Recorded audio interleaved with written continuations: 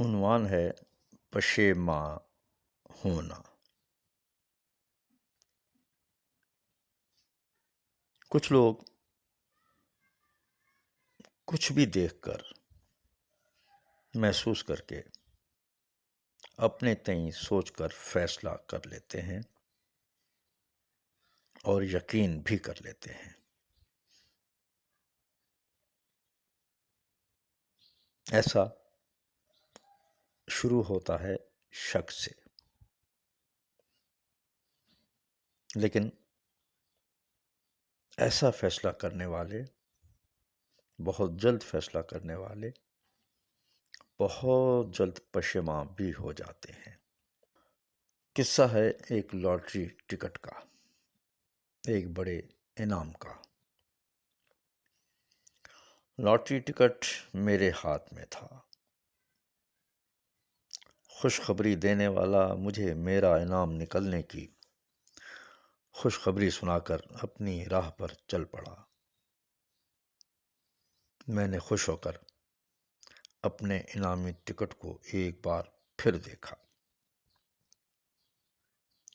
پھر میں نے یہ بھی دیکھا، سانوری بہت خوش تیز تیز قدم بڑھاتی ہوئی میری طرف آ رہی ہے۔ یوں تو سانوری ہمیشہ ہی بہت خوش رہتی تھی، لیکن آج وہ کچھ زیادہ ہی خوش تھی۔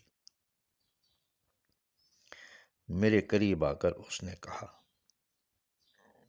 میں تم سے پیار کرتی ہوں۔ یہ بات سالوں سے میرے دل میں تھی، آج کہنے کا دن آ گیا ہے، اس لیے کہہ دیا۔ میں نے طنزیہ انداز سے سانوری کی طرف دیکھا اور پھر اپنے انعامی ٹکٹ کی طرف۔ میری خواہش تھی کہ سانوری مجھ سے یہ بات کہے،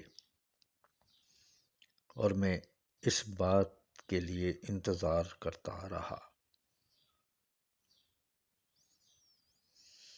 سانوری کی بات سن کر میں نے اس سے کہا، کیا کہا تم نے؟ سانوری نے مسکراتے ہوئے فوراً کہا، میں تم سے پیار کرتی ہوں۔ اب مجھے یقین ہو گیا کہ جو دوست مجھے انعام کی خوشخبری سنا گیا ہے، اس نے یہ بات سانوری سے بھی کہہ دی ہے۔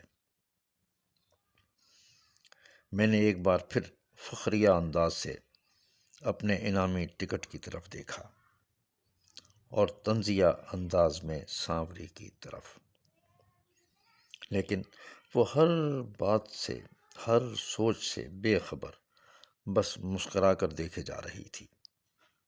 اور پھر اس نے ایک بار پھر کہا، میرے دل میں جو سچ تھا وہ تم سے کہہ دیا۔ میں نے پھر طنزیہ انداز سے پوچھا، کیا کہا تم نے؟ میں تم سے پیار کرتی ہوں۔ کرتی تھی، کرتی رہوں گی۔ ایسا کہتے ہوئے وہ بہت زیادہ پرسکون تھی۔ نہ اس کے چہرے پر بناوٹ تھی، نہ ندامت۔ میں سوچ میں پڑ گیا۔ مجھے سوچ میں دیکھ کر اس نے کہا، کیا سوچ رہے ہو؟ مجھے یقین ہو گیا تھا کہ وہ صرف اس لیے ایسا کہہ رہی ہے کہ میرا بہت بڑا انعام لگ چکا ہے۔ میں نے اپنا لاٹری ٹکٹ اس طرح دیکھا کہ ٹکٹ سانوری بھی دیکھ لے،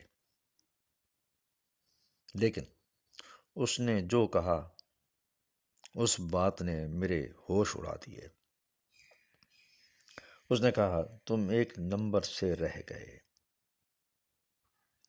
اور جو نمبر تمہارے پاس کم ہے وہ میرے پاس ہے، اس لیے کہ تمہارے فوراً بعد دوسرا ٹکٹ میں نے خرید لیا تھا۔ اس نے اپنی بند مٹھی کھول کر ٹکٹ دکھاتے ہوئے اپنی بات پوری کی۔ سنو، اب یہ ٹکٹ تمہارا ہے اور اس کا انعام بھی،